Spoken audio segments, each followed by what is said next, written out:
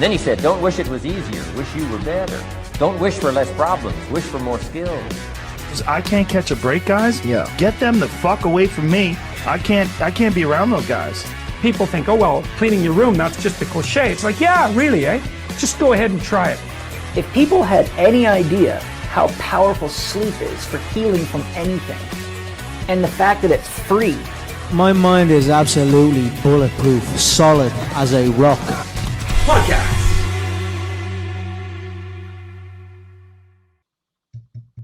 Testing. Podcast. So, Bran, how are you feeling this morning? Yeah, feel good. Couple hours of work under my belt. Feel good. How's your Pilates and boxing? Give them a wee plug there. Can we plug Pilates 6 a.m., boxing 7 a.m. Pilates, change your life. Boxing, kick your ass. There you go.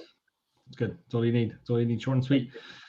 So, plan of attack for today's podcast, Brian, I think we have decided we're going to go for something along the lines of how to set yourself up for success over the long term. Different strategies, tools that people can utilize to stay on track and get the best results. Where do you feel like is the number one place where people go wrong when setting out their plans for future success when it comes to health and fitness? They don't. That's the big one, is that they don't sit down and write the plan. Most people who even hammer out a bad plan do better than people who just don't bother writing the plan. People who don't bother writing the plan are the same kind of people who don't bother taking the progress photos. You know, it's like, it's this setting up process that, you know, psychologically sets you up in a frame of mind that says, I'm ready. I'm identifying the obstacles, planning a procedure around them, and I know what I have to do, obviously, to get done. Like, the big easy one for people is like, they show up to the session, they work really hard, and then they leave. It's like, that's easy. You know, it's like the hard thing is to sit down and do the plan that needs done in order to get the result that you want. It's like, so what are you trying to do? It's like, realistically, 90% of our clients are showing up to the workouts. And so the big thing is like, why are you not getting the result? And so it's not the training, because the training is periodized for everybody the same. And some people are getting results and some people aren't. And so the big thing is, like, obviously all that's left is nutrition. And nutrition is like super, super, super important. It's the most important factor, because if you go home and literally shovel shit in your face, you will get little to no response unless you're in the absolute prime of your life, in which case you'll probably get a decent response. But that would be even more so if it was backed with nutrition. So the big thing is, like, you need to understand how to set up a sustainable plan, a sustainable, enjoyable plan. And if you don't know how to do that, and you are a Fight and Fit client right now, you have a coach that knows how to do that. So no excuse, really. Yeah. So having a plan always beats not having a plan. That's kind of why it's part of the process for the Fight and Fit program anyway. We start everyone off, we do some one-on-one training with all new clients, then we also do a one-on-one consultation. And the whole point of the consultation is to set, so people feel like they have a plan. So basically what we do is, the process would be, we'd establish where the client is starting from. We do that through a combination of, obviously, through the level method, through the assessments, through the foundations program. We'd assess their squat, assess their deadlift, assess their flexibility, their cardio, different elements of their fitness. And then we'd also obviously get their starting weight, their body fat percentage, BMI, that kind of stuff. Then once we know where we're starting from, then we can ask the client, where do they want to go, and what timeline are we looking at? So I want to lose 2 stone. Okay, when do you want to lose 2 stone by? Are we talking 12 weeks, 6 months, 9 months, 12 months? And then say, oh yeah, I want to do it in 12 weeks. Okay, it's like, okay, well, do you fully understand what it's going to take to achieve that? Do you understand, like, you know, the kind of the severe deficit that we're going to have to implement to achieve that goal in that time frame? And you try and, you know, talk with the client, because it's really important that we don't tell the client what to achieve. Like, I like to make sure that we're working towards the client's goals, obviously giving them some advice and steering them onto the right path. But at the end of the day, somebody's not going to work very hard for somebody else's goals. It has to kind of be what they genuinely want.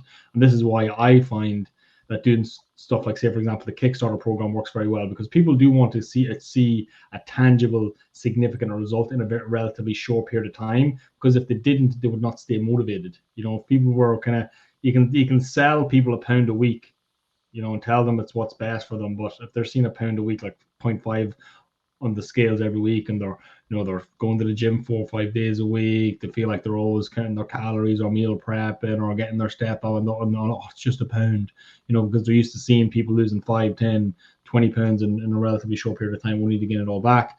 But this is kind of what you're up against. So our process would be establish the starting point, establish the end point, and then essentially it's just a process for reverse engineering success and asking the question, what do I have to do day to day, week to week to achieve that goal? Okay, so first off, obviously, if it's the weight loss related, then we can easily work at a deficit. So we can say, okay, based on your BMR or your TDEE, your total daily energy expenditure, you would need to be in then to say, the most common goal for people would be, I would say, lose about 1 kilogram a week. Is kind of people want to lose maybe 2 pounds a week. They're pretty happy with that. And then over the course of, say, a 6 or 12 week block, like we're talking about losing, 1.5 stone to 2 stone, which is pretty solid. What do you think of that so far, Brandon? So establishing the starting point, establish the end point, reverse engineer success, and kind of going from there. Yeah, 100%. And then obviously that's going to change everybody else, or change from person to person based on the numbers. But the big thing is, like, get the day right. Get it right. You have to plan for a week, because generally most of your casts are going to take about a week. Most of your planning is going to incorporate about a week. As I said, most people get paid week to week, we shop week to week. You're looking at a week. But then once you've got that, that's 1 day of the week, right? Hopefully, at this stage, you've already got your plan. You do your shopping list, and then it's a day by day process. It's like, and so again, it's like people keep looking towards, obviously £2 a week, need to lose 3 stone. It's like this journey of yours is only ever really going to look like a day at a time. Like, it's all we can take on. In fact, it's nearly even just moment to moment. And if you have it really dialed in, it's about 4 or 5 meals. That's all you have to get right. 3, maybe 2 to 3 big meals and 2 to 3 snacks. That's all you have to get right. But people don't break it down like that. They don't have the breakfast plan. They don't have, and then it's like you're not enjoying it. And so it's like, right, well then, good luck with the week. Good luck with the month. Good luck with the 12 weeks. That sort of way. So it's like we really have to go down into the nitty gritty detail and find out why your diet plan is going to work for you. And we can't just whip ourselves through chicken and salad for 12 weeks. And then, as you said, most people aren't happy with the pound a week because it's too small. But realistically, like, the perceived result is not big enough for the perceived sacrifice that they're making. Yeah. You get what I'm saying? Like, people want. And again, I always feel like, fair enough. I feel like people should be able to lose fat a little bit more aggressively if they're doing a structured program and working with a coach. But like, they need to have an exit strategy. They need to have an exit strategy. If you go for an aggressive fat loss phase, like, you need to have an exit strategy, because I've done it 100 times, lose a shitload of weight in a relatively short period of time, and then you fucking go out drinking, or because it's always to an event. You're always losing weight for a wedding, losing weight for a holiday, losing weight for some period of time where you're kind of letting loose, and then before you know it, you've gained 5-10 pounds back. And again, to be fair, a lot of this is where the enjoyment of the diet needs to be, like, so important, because the only reason you'd ever stop is if you're not enjoying it, and so this is what you said is, like, a pound a week shouldn't feel hard to achieve, and so that's the difference. Like, if it feels like a sacrifice, your plan nowadays is wrong. Like, I'm not sure if you're aware on TikTok and Instagram the amount of tasty high protein recipes that there is like, weight loss nowadays is not hard. It's not hard. You can bread and fry chicken and have a chicken wrap or chicken burger, or some kind of decadent meal now with low fat fucking elements in it, and weight loss just becomes easy. And the age information we have out there is like, it makes it so easy to find a recipe that you like, and then just keep cycling them. It's like, so if you are still swinging from eggs and avocado, and that's your only breakfast source, and generally it's like, it doesn't feel like a treat. It's like, if you don't have any kind of meal that feels like a treat in your day, you're going to feel eggs and avocado right if it's not a treat. Delicious. What is that? Eggs, avocado on toast is one of the tastiest breakfasts you can get. Yeah, but you don't feel like you're being naughty. Yeah. And I feel like that's something people like. It's just like, we like to rebel. It's in our nature to rebel. It's in our nature to kind of want to kick back against our higher self. And so when you can kick back and get that same kind of, oh, I was bold feeling, but you're still staying on track, like, that's so important. And so if you don't have that included in your strategy, well then, when it does come time, you're going to kick back. Like, again, like, we like to pretend that we're not going to we're not going to go, oh no, I don't want to do this anymore, I want to be naughty. It's like we're trying to pretend like we can't do, like we're not going to do that. You are going to do it, and so what is your option to do that?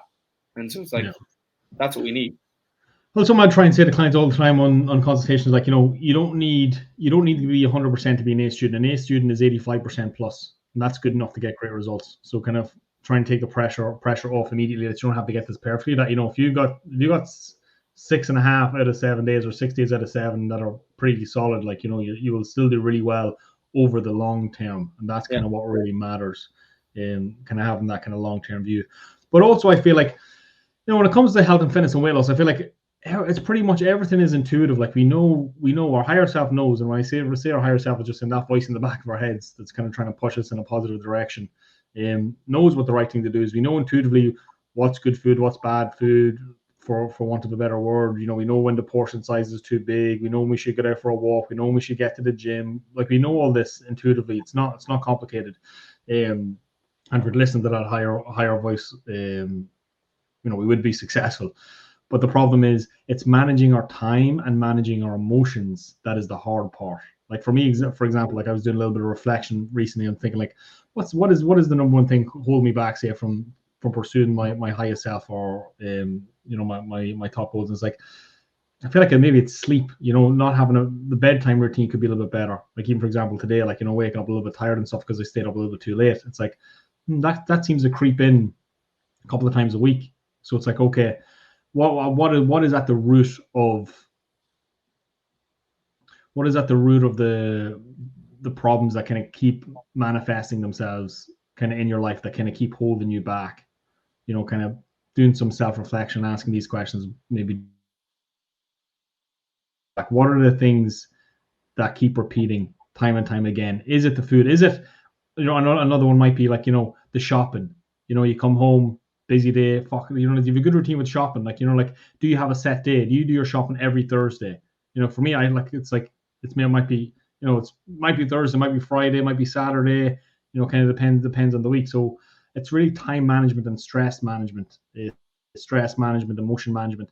These are the things that really hold people back. Because I feel like people know what to eat. People have maybe a couple of go-to breakfasts, a couple of go-to lunches, a couple of go-to dinners in their mind, but it's managing their time. And that's kind of why I find, like, what we're going to be doing with the reset retreat. That's kind of why I like to come back to this, because people feel like a lot of this stuff is one and done. Like, you don't sit down and write out your plan, write out your goals, write out your vision, write out your perfect week, your perfect day, do all this stuff, and that's it, done once forever. Like, I feel like I need to revisit this stuff. Ideally, you're doing it every quarter. You know, that would be best. Good would be, you know, every 6 months, and decent would be once a year, where you're kind of revisiting this stuff all the time. Because again, as myself and Chris are going to talk about in the next podcast, you know, this kind of concept of drifting. Like, we always drift from our goals. This is life. You get sucked into kind of that unconscious state, and you kind of, you know, watching Netflix and doing things that aren't pushing you in the direction that you want to go. So with that said, Brandon, what do you think about that? Like, is it that complicated? You know, do we not know already? You know, do we not know the things that we need to be doing? What stops us from doing the things we know that we got to do? So back to what we said last week, it's all about you hit the nail in the head there. So we could bat around these ideas all day. It's like, it's your higher self and your lower self. It's that identity. And so, as you said, you definitely should be planning every quarter your meal plans, your goals, and that kind of stuff. That's why we do goal reviews, you know, every 90 days, and you know, we have weekly coaching calls and all that kind of stuff to kind of stay on top of things. But like, a good restaurant will change their menu seasonally, you know, but people expect to stick to the same meal plan all year round. You know, it's like, it just doesn't work. It just doesn't work like that.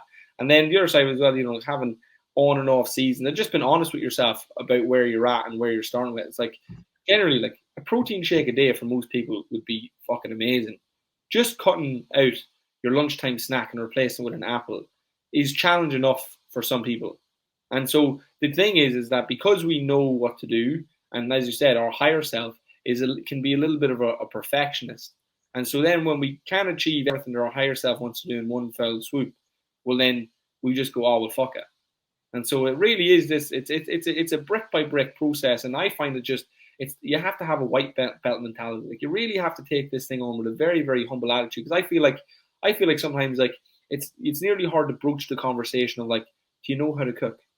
You know, do you know how to plan your meals? You know, like, do you know how to do these little easy peasy strategies without fucking up? You know, it's like, because if you knew how to do it, well, then you do it. And so you're obviously not doing it with minimal effort, so it doesn't feel like, you know, like, oh my god, I've been making so much sacrifice all week. People do, like, people make eggs for breakfast 3 days in a row and they feel like, you know, it's time for a Michelin star. Or like, or you know, just go, oh my god, I've been on a diet all week. So no, you have eggs and toast. Like, it's a good breakfast. Like, why, like, you know, it's not Cocoa Pops, but like, why do you feel like you need to eat Cocoa Pops every day, kind of type thing? Yeah. So that's a good question, and the answer to that, and again, this is where the personal development and self development and just self learning really starts to take on. Is like, because it's a very highly addictive food, and so you're not wrong for wanting it every day. You've engaged and you have been brought up in a culture of very, very, very attractive, strong pull-in stimulus, highly processed, highly palatable, highly like like that Cocoa Pops. Like, I remember, like, I was in a Pop-Tart circle for a little over 2 or 3 months for a while. I just didn't want to stop. I was like, I love my Pop-Tarts. They're amazing. I was having them for fucking breakfast. And it's like, you know, it's like, why would you, how are you supposed to pull away from that? You know, when it is. That whole thing, like, because obviously we do also promote, like, you know, like a flexible diet and like a flexible dieting strategy. But at the same time, it's like, you know, in terms of nutrition, and it's because, remember, food is not just calories. You know, like, if you eat Pop-Tarts for breakfast, you're not going to be full for very long. It's going to be very difficult for you to hit your protein. You're going to have to eat a large amount of protein at lunch, a large amount of protein at dinner. There's not a lot of fiber, you know. So it's really like looking at food in terms of, you know, how's this going to make me feel later in the day? Because although something might fit your calories, you know, like, you do like you know, the famous flexible dieting experiment, the professor who ate Twinkies and lost a lot of weight. He literally just Twinkies and lost the weight. Like, his energy wasn't good. He was probably hungry all the time. You know, food is more than just calories. And again, you can just break it down just to the numbers in its simplest form, and everyone it's all over TikTok and social media these days, like, you know, calorie deficit, like, but it's like, yeah, it's like, what I'm trying to get across is I feel like it's a little bit more complex than that. Once it comes into the realm of, you know, managing our time, managing our emotions, managing our stress, managing work, that kind of stuff. And these are the things I feel like people need to focus on, because I feel like you know enough intuitively about nutrition, you know enough intuitively about exercise. It's managing your time. These are probably the blind spots that people have, because people say, like, everybody's busy, but I really don't know anybody. And again, I've done it several times, you know, like, where you sit down, and this is why I can be so honestly self-critical of myself. I would hope in a positive way, because again, it's all in the pursuit of trying to be better, trying to be more effective. You know, sit down and plan a week. I know that there's so much dead space. Like, I know if I take out my phone, I go into settings, I look at digital health and well-being, that I spend too much time on my phone, that like it's impossible for me, knowing that information, to say that I'm too busy to achieve X, Y, and Z. So I kind of take that excuse, and then I'm forced to say I'm not managing my time effectively, rather than saying I don't have enough time. You know, and I'm not managing my energy levels, rather than saying I'm lazy. You get what I'm saying? Like, really, like looking to the core of the issue, rather than going for the easy excuse of being, you know, of not having enough time, etc. Yeah. Well, it brings back, like, the speeches of Arnold Schwarzenegger. It's like, you know, it's like, we all have 24 hours in a day. And so, you know, it's like, they're like, exactly. It's like, and obviously everybody's got bullshit that they have to deal with, and everybody's got their own stuff. It's like, so the question is, do you have too much on your plate that you can achieve what you want to do?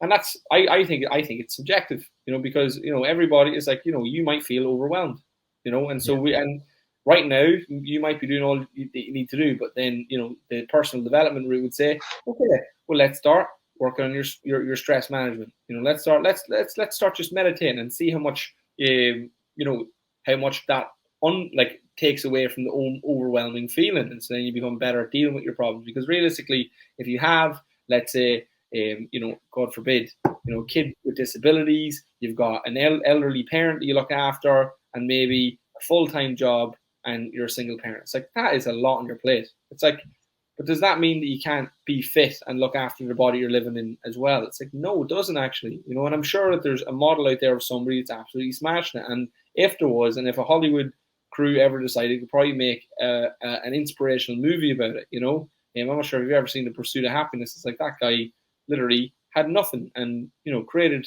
so much because he just, you know, it's like, obviously he got his priorities set, and he just said, right, well, look, even though we're at rock bottom, we're just going to keep doing our best. And that really is generally enough. And so it's like, look, if you want to get your body in shape and you've got all that going on, it's like wake up in the morning, do 20 squats, 20 push-ups.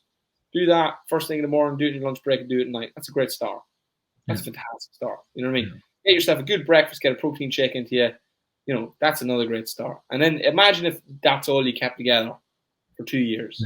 Yeah. No, I agree 100%. What I kind of took we note of there was kind of this kind of concept of like seasons and bandwidth. That's kind of, for me, probably has been the biggest lesson over the last couple of years. That like I only have the first off, the life comes in seasons. That it can't be like, you know, when I kind of set goals like health, wealth, career, contribution. So goals about my health, set up with my own kind of personal fitness goals, my own personal health goals, health, wealth, obviously business goals, career goals, finance goals, that kind of stuff.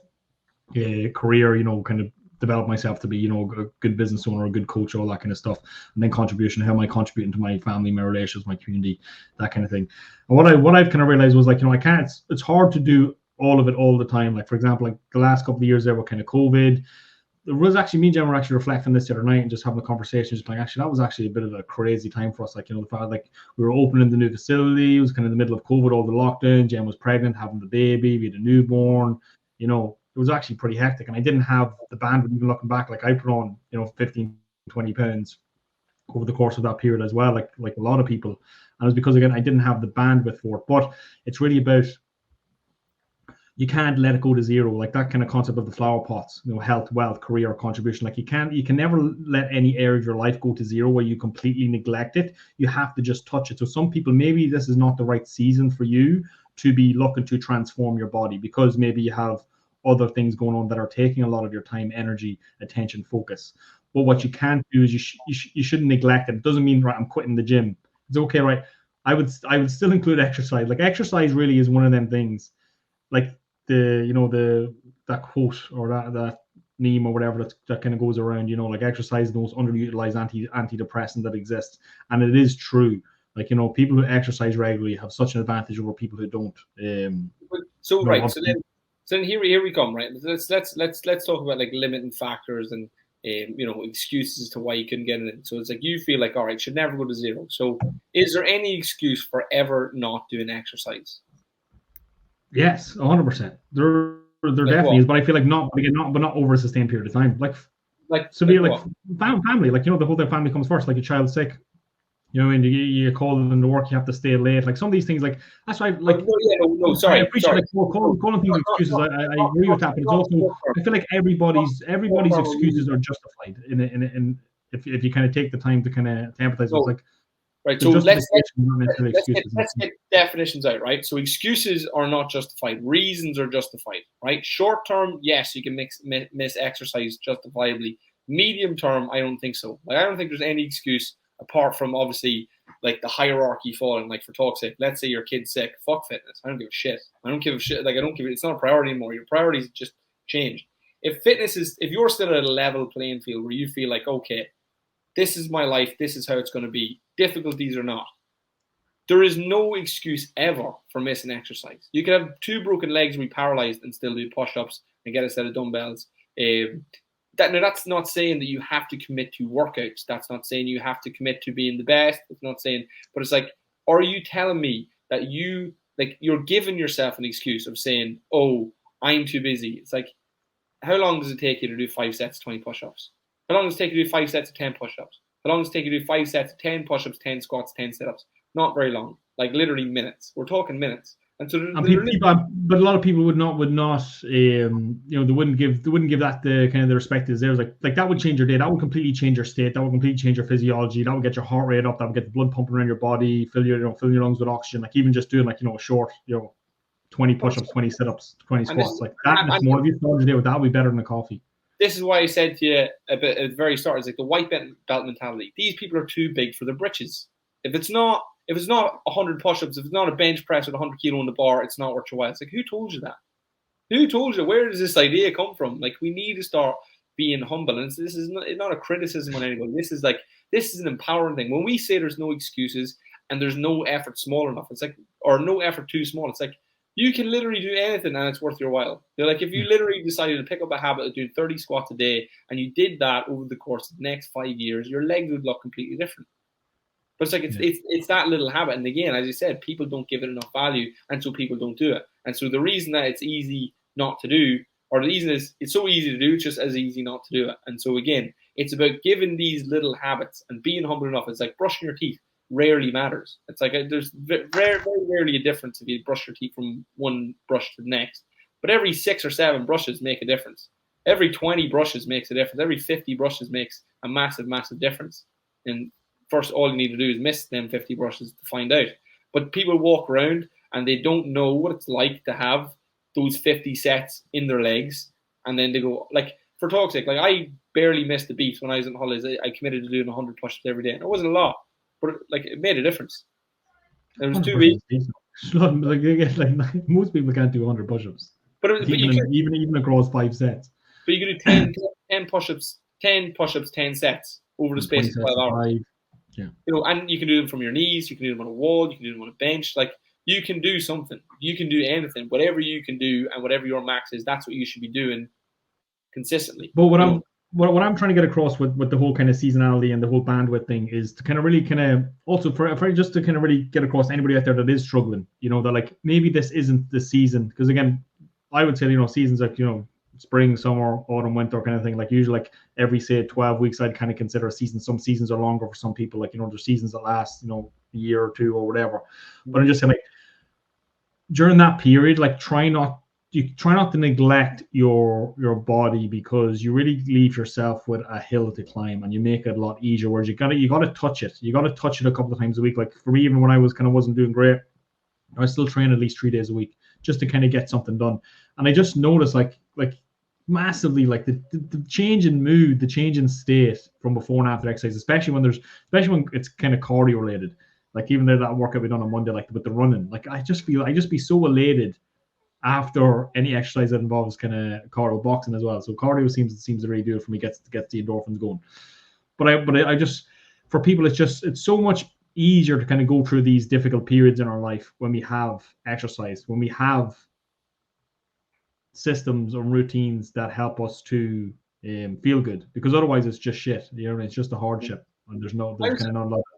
I don't even exercise, but now that you mention it, I noticed now we went back boxing. Actually, two of the nights that I went home to Mason, that after boxing, I actually was in the best form I've ever been in. And only after you're saying that I know. I think I kind of half noticed at the time, but now that you're saying, like, I really noticed it.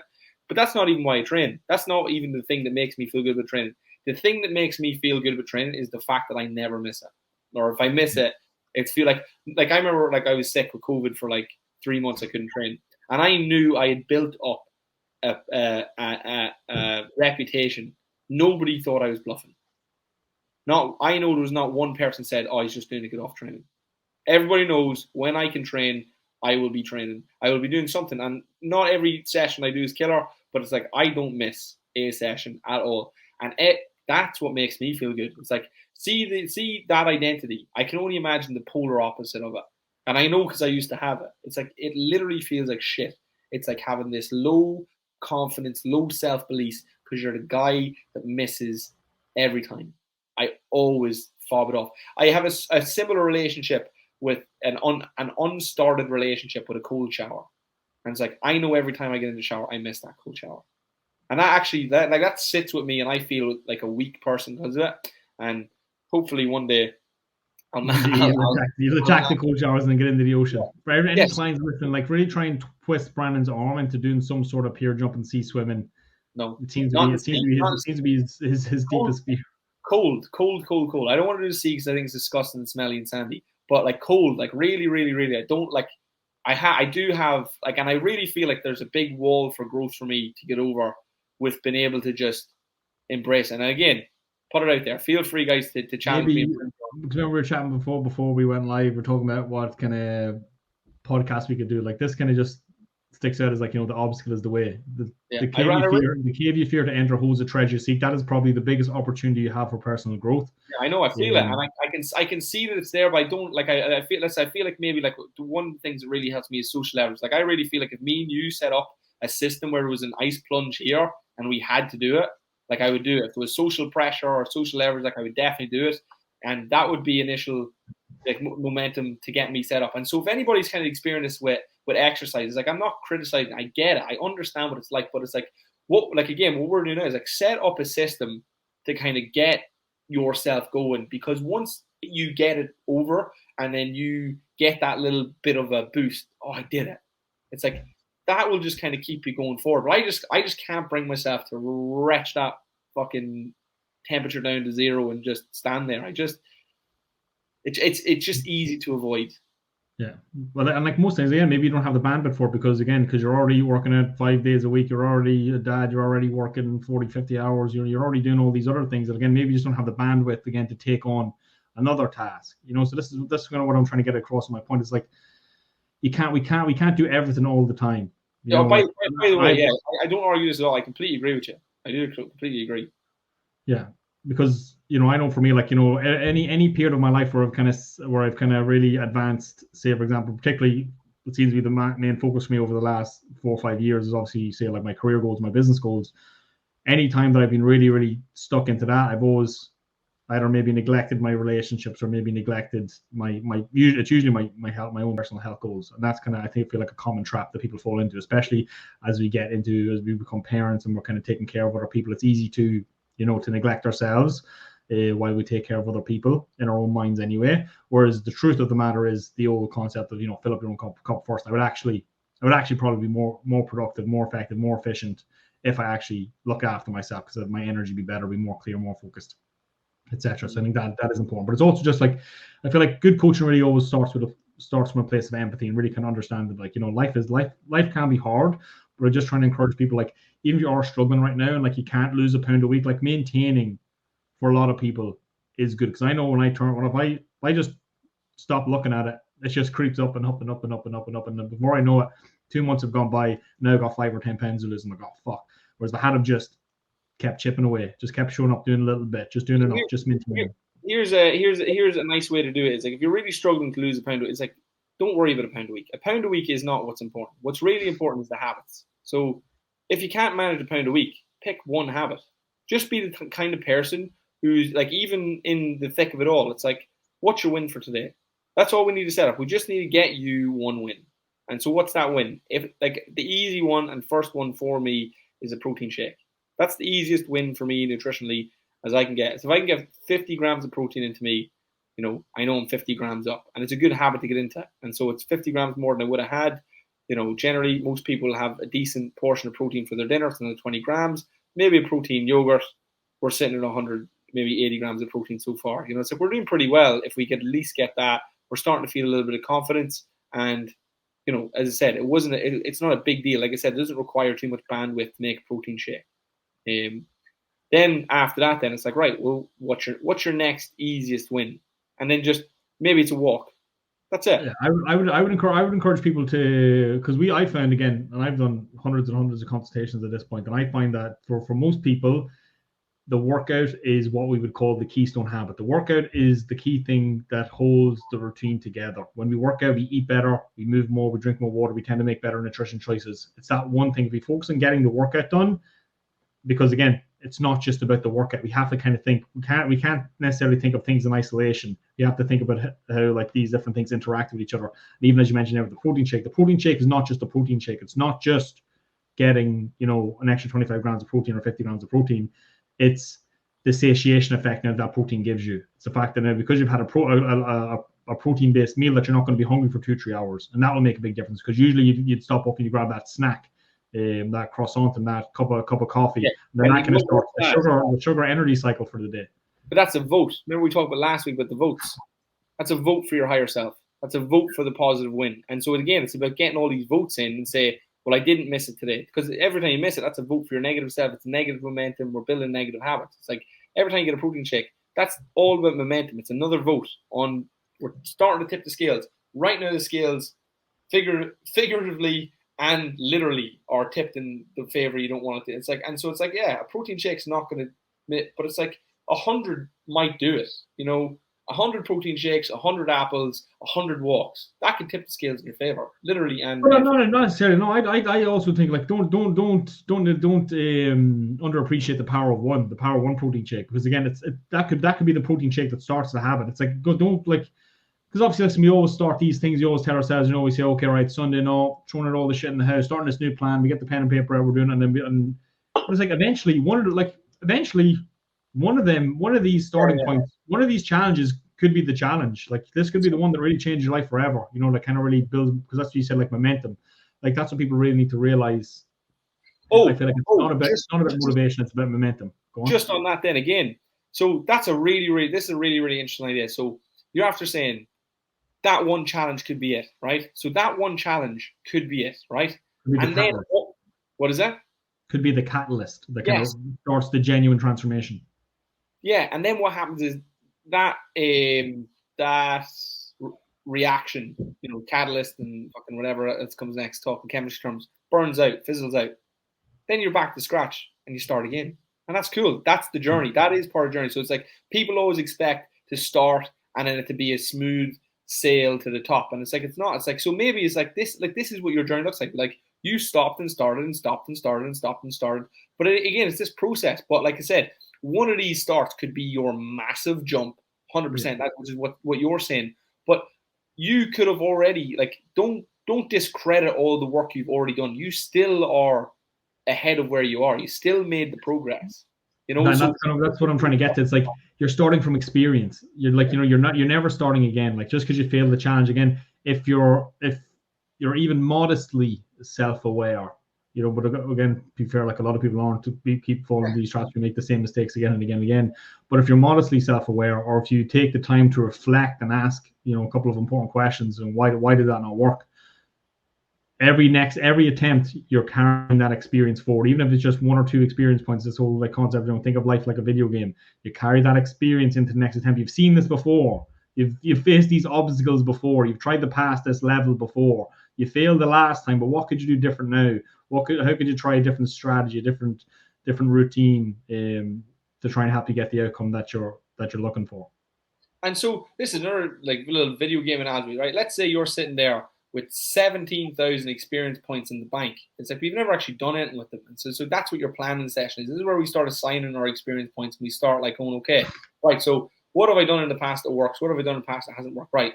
Now we're going to put X, Y, and Z into your nutrition plan because we know that that's not what happened before. Now we're going to, instead of overloading ourselves, now we're going to, take on a little bit less, but we're going to try and broaden out and go a little bit more consistently. Like for talk's sake, I've done 6 or 7 or 8 extreme nutrition strategies, and so it's like I know not to do them anymore, at least as my fixed strategy, because I know from my experience, and the only way I know it is from my experience. And so again, don't be afraid to go through the motions and really learn. Like I did every exercise known to man badly before I did it well. I did all my nutrition plans very badly before I did it well, and exercise and nutrition are still getting better. It's a journey. It's like it's not like you're never going to arrive. It could always get better. Yeah, and that's kind of what people need to realize. Like it is this ongoing journey.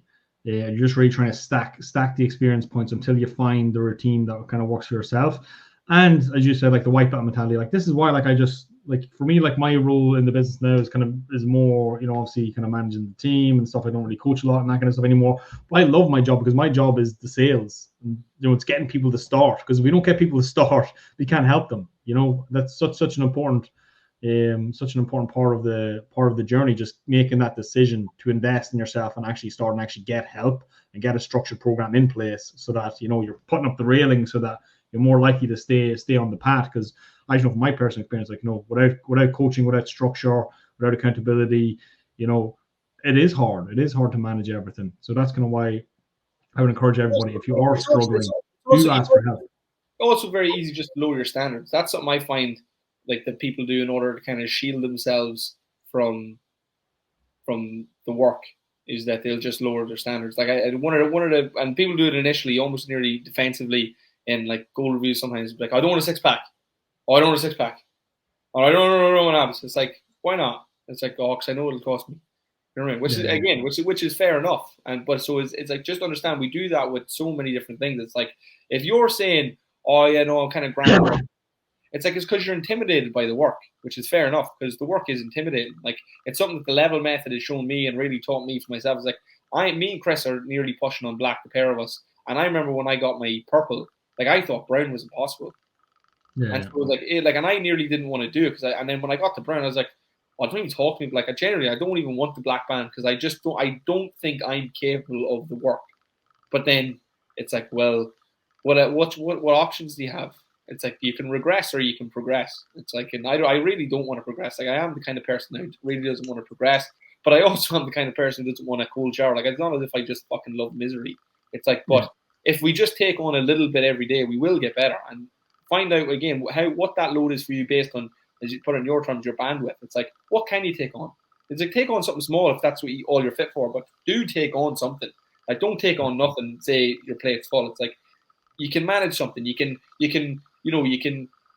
become more efficient with your time to give 5%. You can take on some stress management tools to get another 5%. Now you just got 10%. Boom. That's if that's all you can manage, perfect. We'll take that. That's way better than nothing. That's way better than going backwards.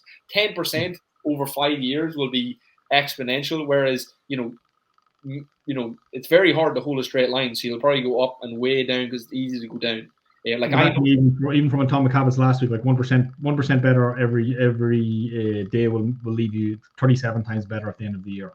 And as you said, I notice people in the gym all the time, and they might be maintaining for nearly a year, and then obviously look, things get in the way, and then they leave, and then like they were maintaining for a year, and like by no means they weren't they weren't making fantastic progress, but when they leave, they come back and they're a stone or two heavier. And it's like, oh no. Yeah. And so it's like that's because people undervalue the maintenance, because there's a lot of people, again, and I'm one of them. Like, if I'm not engaged, I will go backwards. If once I stop exercising, I will go backwards. I need, like, exercise is kind of what keeps me on the path, because my rules have changed. This is kind of I was going to bring this up earlier. Like yesterday, like honestly, like I only had like 3,000-4,000 steps. I went for a walk, like a 5K walk last night, and I barely scraped 10,000 steps yesterday. You know what I mean? So it's all relative. Like, even though like yesterday, like my calories are relatively low, it was like because I wasn't moving that much, because it's all relative. The nutrition, it's like, yeah, maybe you are being like, say relatively restrictive, or you maybe are achieving a calorie deficit. But one day your steps are 15,000, another day your steps are 5,000, and the deficit is not the same on them days. So like that's important to note. Kind of go back to the other point you were talking about, like momentum, I think is important to emphasize, when it comes to motivation. And this is kind of why it's important to kind of just show up and just do something, even there, like, not getting, say, if you don't get a workout, it's like, well, at least go for a walk, like lower the barrier, do something, because if you maintain the momentum, that is really what the motivation is all about. The old saying, like, miss a day, that's fine, shit happens, life gets in the way, but never miss 2 days in a row, because if you miss 2 days in a row, the likelihood of that turning into a week has now exponentially increased. Whereas you really want to kind of keep the momentum up. That is the key thing. Two things that people need to stay motivated, I think, is number one is momentum. You gotta keep the wheels moving. If the wheels stop, it can be very difficult to get them going and get them moving again. It's like the guy, was it Atlas was pushing the boulder up the hill? No, he said this last week as well. Atlas, I think, holds the earth. I think I don't think it's Prometheus, but I'll find out, because I know you said it last week. But it's just that thing. It's like, once to get the ball rolling is the hardest part. Once the wheels are in motion, it's easier to keep it moving. It's once you come to a dead stop, it can be very, very difficult to get going again. So that's number one. Who? Sisyphus. There you go. And then the other one, then not momentum, then progress, is like measuring progress, and not just having, like, this is another thing that we do again as part of the program. We try not to, we set multiple goals for people, so it's not just about weight loss. If you're only measuring success or weight loss, like, you're leaving so much opportunity to kind of stay motivated on the table, because seeing progress, people start from either inspiration or desperation. We're either inspired by somebody around us, usually someone that we feel like, oh, we're just like them, so if they can do it, we can do it. So we're kind of inspired by these people when we see them make significant change. But then also it's desperation, and this is usually, unfortunately, the reason most of us start things is because, I tried on my suit, it doesn't fit the way it used to. Shit, I've got a holiday in 6 months, I'm embarrassed to take my top off. XYZ, insert scenario here. So it's just really important that we kind of get to that point where we're not being super isolated or super selective in terms of how we measure success, because, again, for some people, showing up to the workouts 3 times in a week is a massive win, versus compared to where you were last week. And maybe if you didn't lose weight in the scales, did you lose inches? Or how your progress was looking? What's your body fat percentage looking like? Have you increased your personal best and your deadlift, your squat, your push-ups, your pull-ups? Like, there's so many opportunities to be successful, and that's kind of what we would do. We'd set, like, usually 5 or 6 goals with people when they're starting up. Usually it would be a body composition goal, might be t-shirt size, dress size, weight loss, body fat, something like that. And then we're talking then, maybe a lower body strength, upper body strength, cardio-based goal, maybe a flexibility-based goal, a habit-based goal, nutrition-based goal as well. So that we've got all these opportunities to be successful. So that even in the week that we had the wedding or we had the birthday party and we didn't necessarily achieve the deficit, that we still made progress. I still added 10 kilos to my deadlift or whatever it is. The other side of it as well is, like, it has to have value to your life in some kind of way. This is why a hobby or a passion is super important. Like, if you're just passionate about squats, perfect, fair play to you. I mean, that's unreal. If you're just passionate about HIIT workouts, I mean, like, you must be a special type of psycho. And so it's like, here's why it can be difficult for people who don't have a hobby in fitness or sport to become consistent. Because, like, if you're just exercising to make progress, it's like that's great. But it's like, if that's one of the reasons why the level method was so incredible for an awful lot of people. It made them passionate about exercise for the first time because it gave them a challenge, and everything then became important. It's like, because obviously they want to go to the gym, but not only want to go to the gym, they want to just in their own self, they want to do well. So now they've come to square. Well, I actually do enjoy this because I enjoy progress. I enjoy getting better at the level method. I'm enjoying making progress, and I'm enjoying the pursuit of my next plan. That can almost become your hobby. Fantastic. If you play tennis and you know that you need stronger arms for a serve or something, or you need it improving mobility, and tennis, you eat, sleep, and drink tennis. Well, it's like exercise and nutrition just becomes like everything supports my hobby. So it's like it's not difficult to drink a protein shake. You're like, oh, that's another mark on my goal for my hobby.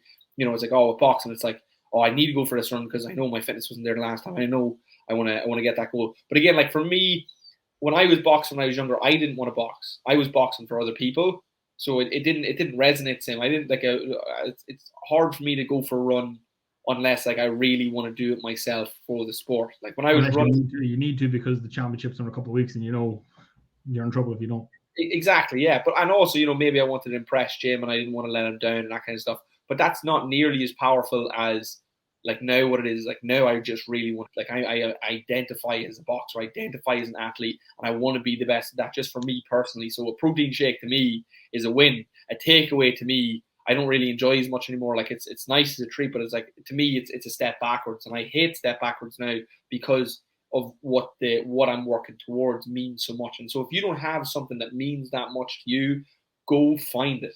It's like, and you need to go find it, because otherwise it's just going to be this kind of like, yeah, well, I'm doing it just for myself kind of thing, or I'm doing it because I kind of have to, which is like, it's like, it'll work, but it's not nearly as powerful. It's not nearly as, like, it ever doesn't feel like a win. It's not like win, win, win, win, win, or everything's supporting off the one thing. So if you're identifying as somebody who would rather sit at home and watch Netflix, and you're kind of dragging yourself to a workout, fair play to you, because again, that's nearly harder than when you have a passion and it's kind of backed by, everything's backing up that passion. I think it's, for me anyway, and again, anyone that's interested in this kind of stuff, like I could not strongly recommend, if you have the budget for it, to come with us on the Reset Retreat. We've got a couple of spots left on the 20th of October. It's going to be 3 nights in Lagos, beautiful penthouse, sea views, yoga in the morning, meditation, really kind of creating the space to kind of have these conversations so that you can kind of begin with the end in mind and decide, okay, where do I want to be? Because this is what I'm saying, if you're struggling, this is my point, the tool or the exercise, beginning with the end in mind and asking yourself, who do I want to be when it's all said and done at my funeral? What do I want the people who I was closest to? What do I want the people from work, my best friends from work, my best friends just in life, my family, my mother, my brother, what do I want these people to say about me? And am I acting in accordance with that? So, like, the visualization process, and this is from the book, The 7 Habits of Highly Effective People, if anybody's interested. The process is you visualize your own funeral, and I would visualize Brandon getting up and saying, it's called a eulogy, I think, saying something about me. What do I want you to be able to say about me when it's all said and done? And it's like, am I acting? Am I living in a way that's going to encourage him to say the things that I want the people that I care about to say about me? And that's really powerful. These are the kind of things, these are the kind of conversation, the kind of exercise that people need to do. If you are struggling, you feel like you're kind of constantly just going through the motions, you're constantly failing, you just don't feel that passionate about things. It's like, right, when we take it all away and we kind of were confronted with death, then it doesn't take too long to figure out, right, what's actually important to me. And these are the things, like, these are the exercises that people don't know. Like, these just simple things, like, you know, like people saying like they don't have time, but you've literally never planned out a week. You've never planned out a week, hour by hour, day by day. You know, it's like, you know, don't cut it off just yet. Like, maybe you do have more time than you think. You just really haven't looked there yet.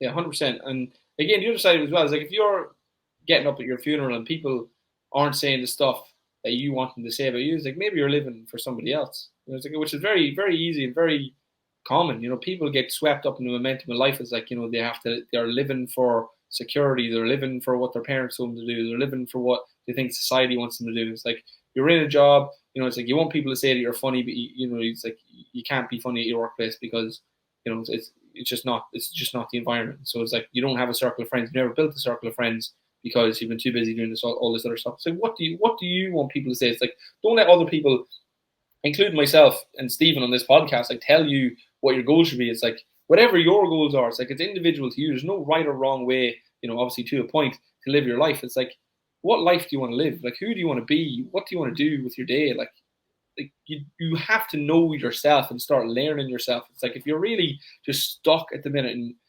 so something like the Reset Retreat could be the best thing for you, or even again just a fucking good book if you can't swing or afford the holiday. It's like we need to go inside and figure out who we are and what we want as people, both short, medium, and long term. We need to create the space to think and ask the right questions and, you know, ponder the questions for more than 2 minutes. You know, proper deeply think about things, because if you don't, like, the time will pass, and before you know it, you'll be 30, then you'll be 40, then you'll be 50, and then sure, you know, a lot of your life is gone.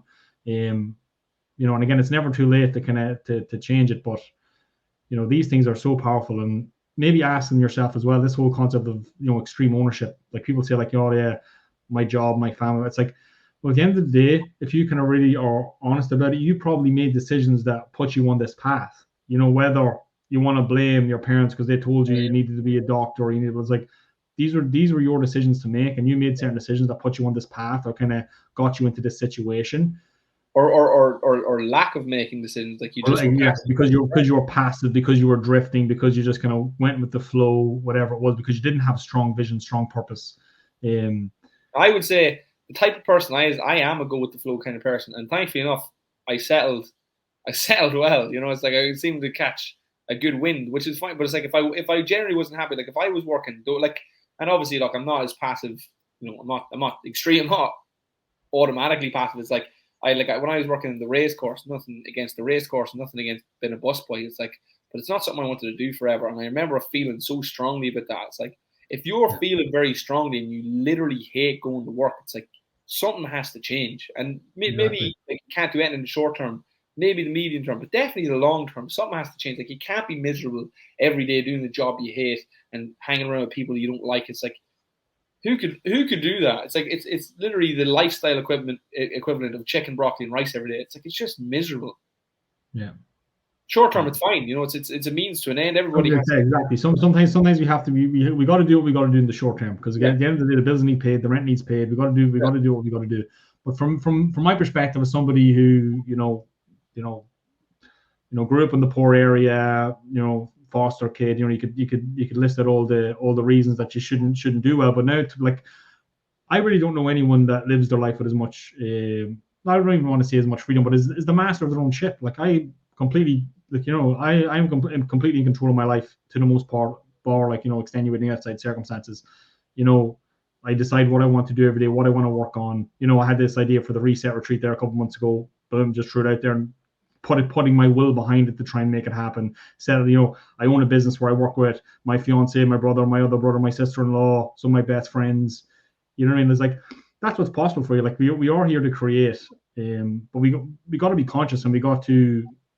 Like, it's not going to fall in your lap by accident. Like, you have to really try, and you have to be willing to put yourself out there. You have to be willing to fail.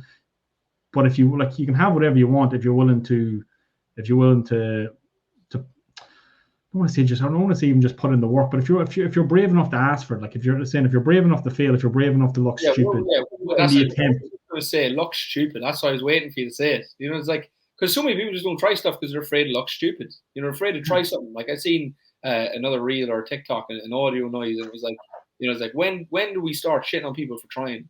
I was like, oh, like, and again, and fair enough. Like, if you ever heard about like the zebras, it's like they were trying to study zebras and all this kind of stuff, and so, you know, they'd lose them in the crowd, and so what they do is they'd mark it with a little bit of red paint, and basically every single time they mark a zebra, it'd be the first one the lions got, or they put a wee tag in their ear, it'd be the first one the lions got because they stood out for the crowd. And generally, again, it's very scary standing up the crowd because you make yourself vulnerable. It's like it's very easy to be a part of the herd, and it's very safe. And again, depending on your seasons, maybe this is your season for safety. Maybe you should be part of the herd right now. Maybe it's not your opportunity or time to stand out right now. But it's like, yeah, it's like if you want to stand out, if you want to, you know, not be part of the herd, if you don't want to get what like if you're happy enough grazing along and tearing away, absolutely no problems.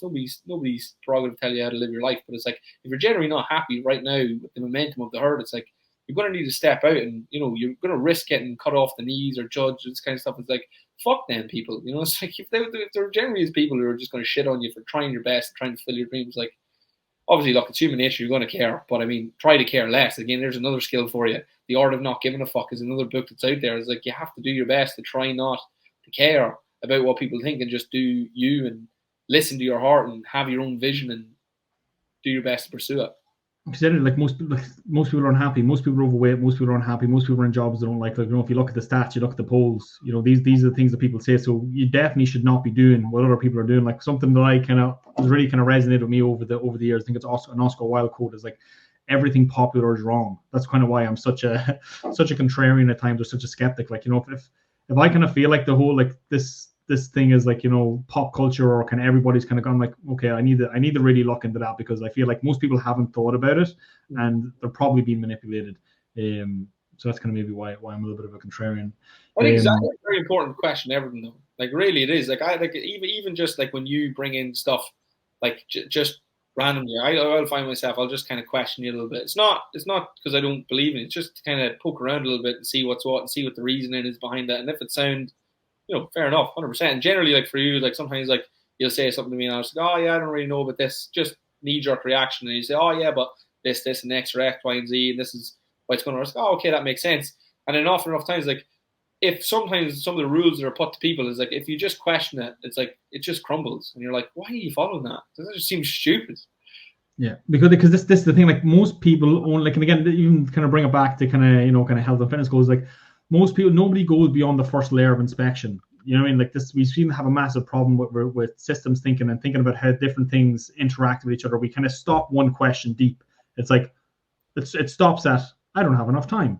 It's like, okay, why do you not have enough time? Yeah. Oh, right, okay. Now just in the second layer, I'm like, oh, I don't have enough time because I stayed up too late and I'm not getting up early enough to do the things that I want to do before I go to work. Now it's interesting. And then it's like, why are you not going to bed on time? Because we've fallen the routine where we watch this show every night, and the show is an hour long, and we only put it on at 10 o'clock. So mathematically, it's actually impossible for me to get a good night's sleep based on the routine that we have going on. And they're like, just kind of go a couple of layers deep. Like most people really do seem to, from my perspective, and again, I'm guilty of myself. Like we cut things off too quickly. You know, we don't go deep enough. We don't ask enough questions. We label ourselves, or we frame situations in a certain way that don't empower us. Whereas, like, listen, like if you're not happy with the way things are, like you really have to make a change. First, like Maslow's hierarchy of needs come to mind. Like the first layer of Maslow's hierarchy of needs is like, you know, just security. You know, like everybody needs financial security. That's just like, we need a roof overhead, we need shelter. And obviously in today's world, that means you need to have a certain amount of money. So until we kind of get past that hurdle, most people don't have the bandwidth to even consider. Mostly because they're in the scarcity mentality, they're in the week-to-week mentality. It's very, very difficult. You're after tying it all together. Boom. Keep that. That's perfect. Yeah. The hierarchy needs. That's how you're determining your seasons. That's how you're determining your bandwidth. 100%. You fucking.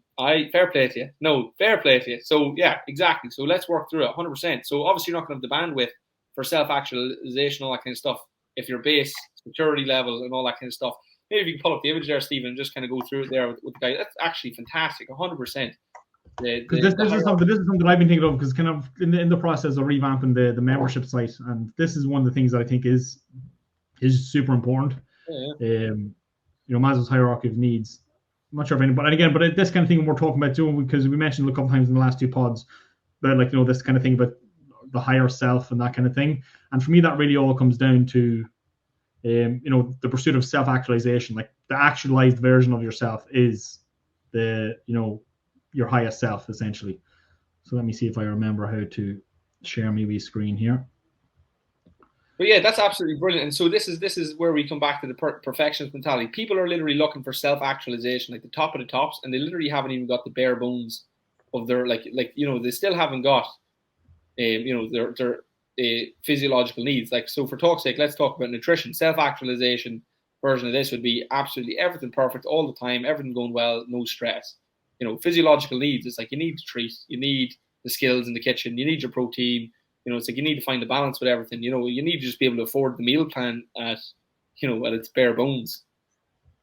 Yeah, no, I think for me anyway, because I always try and look through, like I try and look through, like say even like the Find Fit program through the lens of Maslow's hierarchy of needs, and kind of ask ourselves how many layers of this can we actually help people with? And to be fair, like it really kind of starts on the third layer. Like we ideally, like the people who come in and smash our program are really the people who are the first two layers kind of sorted on their own, and then it's kind of getting people to that, from that, to that kind of love and belonging, because again, there's kind of all about kind of community connection. People describe the Find Fit family, this kind of stuff. Like, we're trying to do that. We're trying to build people's self-esteem, their self-respect, and we're trying to help them become the best version of themselves. I feel like these are the ones that come in and just smash the program. But the people who maybe don't have their physiological needs or their safety needs, that people who have their bandwidth is already stretched because of maybe financial stress, or maybe said their nutrition is shit, so their energy is shit, their sleep is shit, these kind of things. These are the problems that they're facing. They're kind of on them lower levels. I'm always trying to think, like, what can we do to try and help people to get up off of them, and hopefully through, I really feel like it's mindset. Like, it really is kind of having a vision for the future, having a vision, and realizing that, listen, the bad days don't have to last forever, and here's a nice simple strategy that we can implement to help us move in the right direction, move in the direction that we want to be going. But Maslow's hierarchy of needs, I think, is a great lens to look at your life with and ask yourself honestly, like, what level of this am I on? Do I have, a lot of us, we have a lot of this is covered, but the food is a big problem for a lot of people. Shelter is a big problem for a lot of people, because again, I can't imagine paying, €1,400 a month rent. Like, even though, like, I wouldn't consider myself to be poor, I'm definitely not rich, but the €1,400 a month in rent every month would be a bit of a stretch. And then obviously we're talking about Dublin, electricity costs, etc. Then a lot of this stuff is self-inflicted, like lack of sleep. But again, maybe that's because you have to work 2 jobs to kind of keep the lights on, type thing. Like, then the second one, then personal security, employment. I would say physiological needs, generally, we don't deal with people who are at that at all. Like if you're there, I probably haven't met you because, like I said, like, you can't afford the membership. You're not looking for gym membership. Yeah, you probably can't afford personal training if you're stuck in that. But also I'm saying, but it's like, no, but like, because people can still have their finances in order, because maybe again they've got a good job, got a good career. Because they haven't got air, water, food. It's not like quality at this point. It's just, do you have food, shelter, sleep? So where we would really meet people, is here. They're under health. So that's really where. So if you haven't got your health in order and you're kind of coming to us as a health strategy, it's like, well, this is maybe where you're going to struggle, because you maybe don't have, your personal security or your employment set up. So, you're maybe still struggling financially to get the meal plan together. It's like, maybe again, your property, like your rent and paying crazy resources. This is the big one. Resources don't just mean finances. Like, you don't have the skills. This is kind of where we touch on. You don't have the nutrition resources. You don't have the pots, the pans, the skills, the knowledge of what you need to do well. And people, as you said, who are really just looking for love and belonging, is like, once you have all your resources together and you're just looking for a little bit of motivation, it's like, when it comes to encouragement and information and love, like, we're top of the pops. When it comes to safety needs, it's like, it's like that's a very personal, individual, and private experience for an awful lot of people. Like, like we can coach you through your knowledge, but you're gonna have to take that on yourself. It's like, your property, your job, all this kind of stuff. This is all stuff that you're gonna have. This is why we really focus on personal development, because it really is a personal journey. You're gonna have to focus on growing these things, and we can help you and coach you through it and help you manage your time, your money, your stress. But realistically, that is all on you past your physical needs. If you're in a house, Ireland's great like that. Like you'll get the dole, this kind of stuff. But in terms of like your safety needs, like your health, your property, resources, employment, personal security, is like that is really on you, isn't it? Yeah, 100%. But also like personal security, like I would say like self-defense, like self-defense, I would kind of put that in there. Like, there's just a different mindset, different mentality when you're walking around and that, listen, worst case scenario, I know how to fight to a modest level, so I can at least throw a couple of punches and run away if I need to. But yeah, these bottom two, I feel like this is kind of where the whole thing of like personal responsibility kind of comes in. This is, you got to get yourself to the second layer, and then this is where the fun stuff happens then. Love and belonging, esteem, self-actualization. This is stuff that I would say makes you happy. This stuff keeps you alive, and then everything else above that then makes you happy in that path to self-actualization. Because I know if I'm not making progress, if I'm not kind of moving in the direction that I want to move, kind of in this battle where my higher self, my lower self is winning because I'm not doing the things I know I should be doing, not taking the actions, implementing the habits, the behaviors, whatever it is. That's when I'm at my least happy. But these top three I think is very, very good, and I feel like that would almost be a pod in itself, because even with this, like, I feel like I want to kind of sit down and kind of study it a little bit before I can maybe start preaching about it. But isn't aware of the Maslow's hierarchy of needs is a very powerful tool in terms of priorities. What do you need to prioritize first? Well, you need to sort out your physiological needs, like you need air, water, food, shelter, sleep, clothing, reproduction. You need to get these things right. Then we move on to personal security, employment, resources, health, property. Getting to that point where all our basic needs are met and a little bit more, and then we can kind of really start because this is where the mental health problems really come into play. I think down here, there is nothing like financial stress. Genuinely, even with the lockdowns and things like that was very, very stressful here. Like literally, like you could be shut down in a couple of days' notice. Like very, very, very stressful. And that's kind of why I was kind of saying earlier on, my bandwidth was very, very stretched, because not only were we trying to survive, we were trying to thrive, we were trying to be a good example, we were trying to grow our business and open a new facility and stuff. And also support people. We had the pressure of like people coming to us and saying, "Oh, I don't know what we do without you," and here's us going, "Well, we got to make sure we don't know what we do without you," because this is again, because we're trying to create win-win relationships. Like that's for me, that's what business is. Business is trying to accumulate as many win-win relationships as you possibly can. You give us money, we give you an incredible service. Everybody wins. Your life is better. Our life is better. That's kind of the whole point of the whole thing.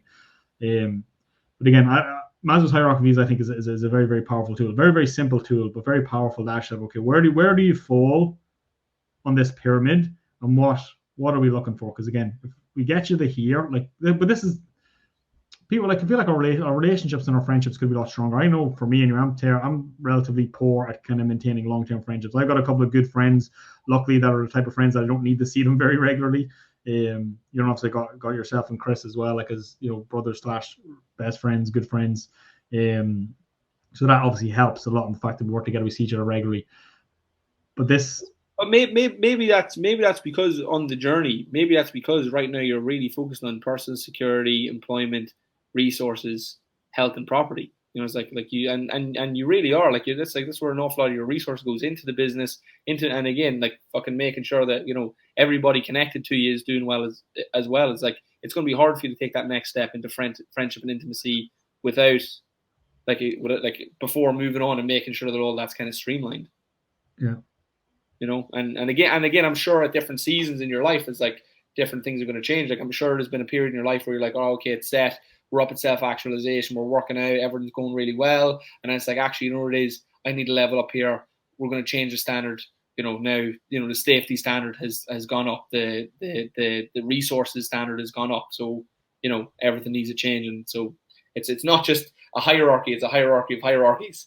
Yeah, I know, but this is why people would come. But this is why I feel like, because I think about it, and this is why I feel like people would describe going through the program, like not just our program, like other kind of health and fitness programs as well, because people would have similar stories. People kind of describe it as life changing, and this is what it is. You're just kind of helping people move through these different channels, moving up towards the path of self-actualization. Like nothing will make you happier, I believe, than being the best version of yourself, physically, mentally, emotionally, spiritually. These are the things that are really going to help you feel good in yourself, because otherwise it's just it's just wasted potential. And I think that as human beings, the goal is to become the best version of ourselves, because not only are we the best version of ourselves for ourselves, we're the best version of ourselves within our friends and family or community. We can have that impact. And again, it all ties in again because again, we get respect, we got self-esteem, we got status, recognition, more freedom. I just think it's super important. It's a great tool. Like, share, or comment. Let us know what you think of the podcast. We said we're in a routine now. We're going to make it happen every week.